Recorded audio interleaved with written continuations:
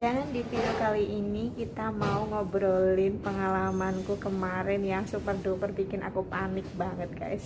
Jadi apa sih itu dan kenapa bisa terjadi?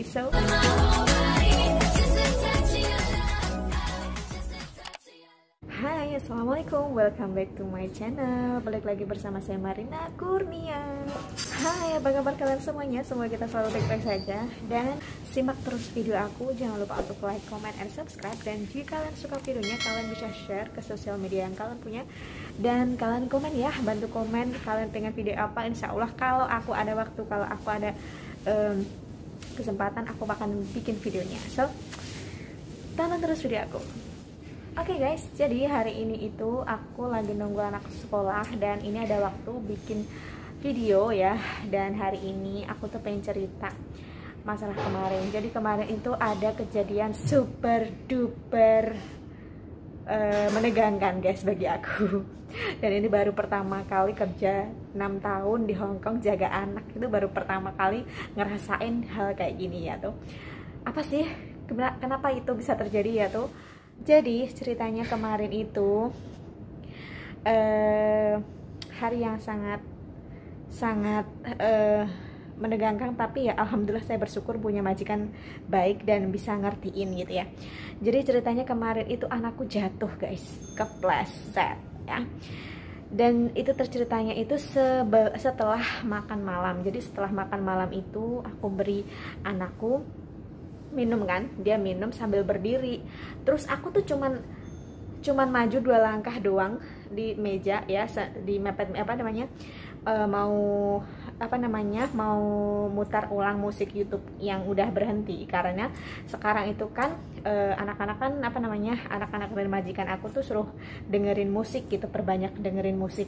Dan pas itu musiknya udah mati. So setelah makan, setelah dia minum ya, sambil minum itu aku muter musik di YouTube-nya. Ternyata gue cuman tinggal nggak ada 2 menit tuh nggak ada. Cuman di depannya dia di belakangku gitu. Dia jatuh, kepleset, udah nangis parah, nangis tapi nggak lama ya, sekitar 1-2 menitan udah selesai nangisnya. Setelah itu aku lap wajahnya, aku lap tuh bibirnya, karena dia kan baru makan, baru minum, terus basah semua bajunya kan. Akhirnya udah tenang, dia udah relax. Aku gantiin tuh bajunya, setelah itu kita main lagi. Nah setelah main itu biasa-biasa aja, udah ngerasa dia tenang-tenang aja, nggak apa-apa gitu. Tapi ternyata setelah main beberapa menit itu aku tuh ngeliat dia tuh selalu main lidahnya, dia tuh ngeluarin lidah gitu. Aku kira dia itu ada luka di bibirnya, otomatis aku cek lagi di bibirnya, ternyata nggak ada guys. Udah deh, aku biarin aja, udah dia tenang gitu kan, kita masih main lagi. Tapi dia tetap aja dia tuh main-mainan lidahnya. Akhirnya aku penasaran, ada apa sih, kenapa? Akhirnya aku buka tuh giginya, aku buka mulutnya, aku buka mulutnya. Ternyata giginya itu yang sebelah kiri ya, kalau bukan ya, benernya sebelah kiri itu tuh patah guys. Lumayan kelihatan, nggak lumayan lagi tapi kelihatan itu patah. Dan udah itu aku panik, aku langsung bilang sama 2 temenku, wah tewak, kenapa, ada apa gitu. Temanku 2, ada apa, wah tewak, aku bilang itu masalah besar gitu ya, ada masalah besar gitu, ada apa gitu, gigi anakku patah gitu. Ya ampun, bayangin dong, dan itu depan di sini. Dan aku tuh jaga anak umur 1 tahun 8 bulan, 1 tahun 7 bulan deng, 1 tahun 7 bulan, jadi belum ada 1,5 tahun. Dia tuh super duper hyperaktif banget, jadi itu harus ekstra pengawasan guys, bener-bener yang luar biasa. Dan ya itu tadi, giginya patah dong. Dan setelah giginya patah itu aku udah konsultasi sama 2 temenku, aku gimana ngomongnya gitu kan. Tapi aku udah dalam hati udah aku bilang, udahlah, ada kamera, pas kamera ngadep ke aku ya kan, udahlah nanti kalau dia nggak percaya udah suruh liatin aja kameranya kayak apa gitu. Akhirnya bapaknya pertama pulang, aku bilang halo papa, itu udah melekas panik, mudah mendredek guys. Gimana nanti kalau aku diinterminate, gimana kalau nanti aku disuruh pulang, aku bilang gitu.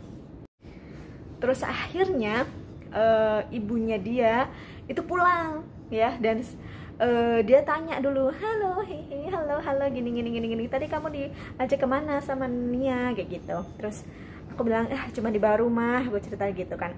Terus dia sambil ngelus-ngelus anaknya itu, udah panik duluan aku. Tapi akhirnya udah deh, aku minta maaf, aku ngomong jujur, maaf ya tadi anakmu jatuh, kepleset. Padahal cuman aku tinggal muter lagu doang, dia ternyata minum itu, dia mainin airnya gitu. Jadi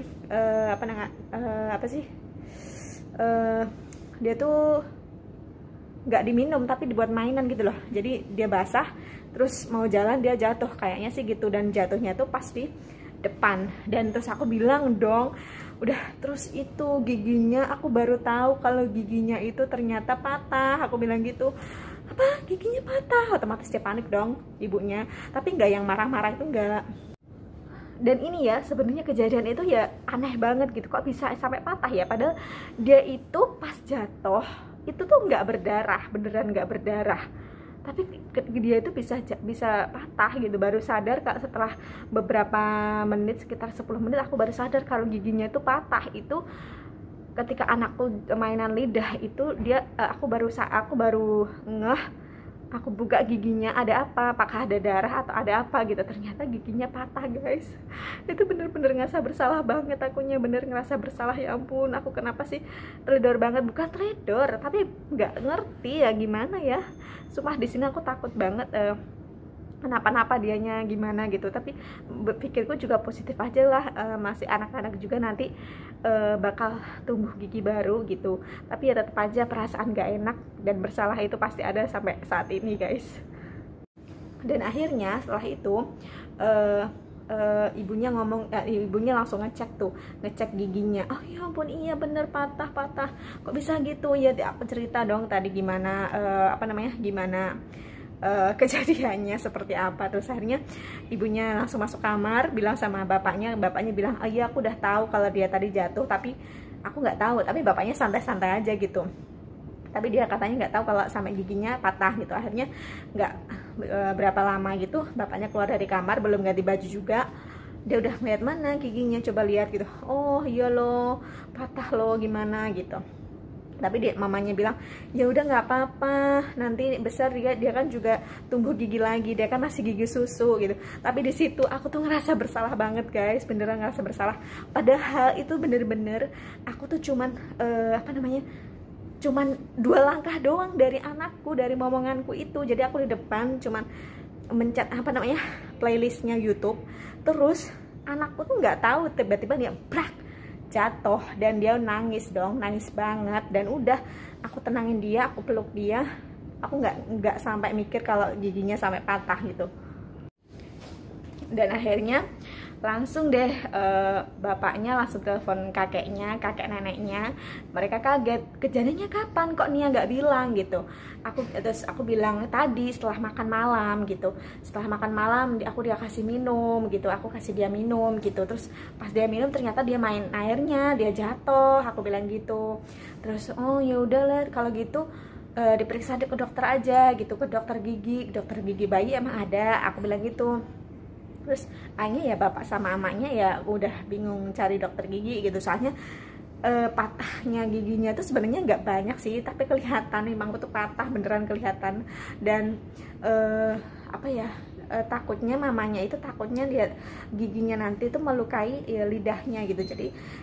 Jadi mamanya tuh sibuk, mama sama bapaknya sibuk nyari dokter gigi sampai hari ini. Dan tetap aja aku ngerasa bersalah banget. Tapi ya sebenarnya mereka udah biasa aja sih, maksudnya ya udah nggak apa-apa, namanya juga anak-anak. Dan yang penting tuh bukan kepalanya, bukan cedera yang gimana-mana gitu.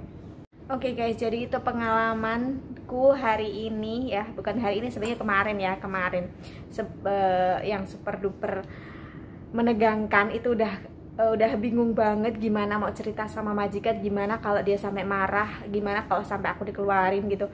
Terus udah pokoknya perasaan acak-adul beneran. Tapi ya ini pembelajaran untuk kita semua, untuk bener-bener jaga anak-anak kita, momongan kita, siapapun itu ya. Di usia-usia seperti itu bener-bener super duper hyper banget, nggak bisa ditinggalin, beneran nggak bisa ditinggalin. Karena ya anak-anak itu mereka tuh seusaha segitu sebenarnya dia tuh rasa penasarannya tinggi, terus dia pengen main hal-hal yang berbahaya. Tapi di sini yang aku nggak suka kerja di sini itu satu, ibunya itu dia tidak bisa memilih hal mana sih yang aman untuk anaknya, ada sesuatu atau barang apa sih yang aman buat anaknya itu. Contohnya ibunya itu sering banget mainan lampu.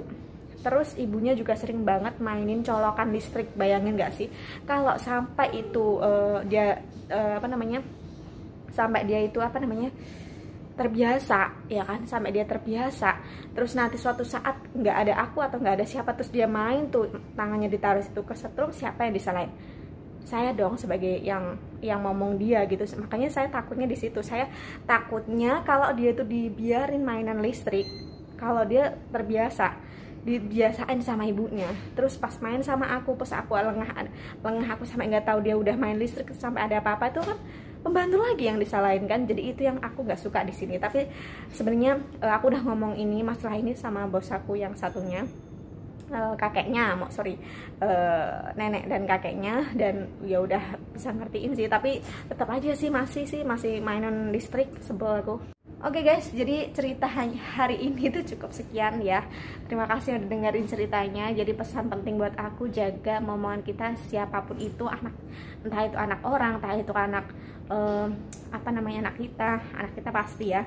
Nomor satu, pokoknya anak kecil itu benar-benar super harus dijaga dengan baik guys, karena ya kita nggak tahu sial atau apa ya namanya, apesnya kita tuh kayak apa gitu, kita nggak pernah tahu. Jadi kita harus super duper hati-hati. Kadang sing hati-hati ya iso tiba guys. Jadi ya harus super ekstra hati-hati. So pemirsa, terima kasih banyak ya udah nonton videonya. Semoga ini pembelajaran untuk kita semuanya, khususnya untuk Mbak TKW untuk lebih berhati-hati.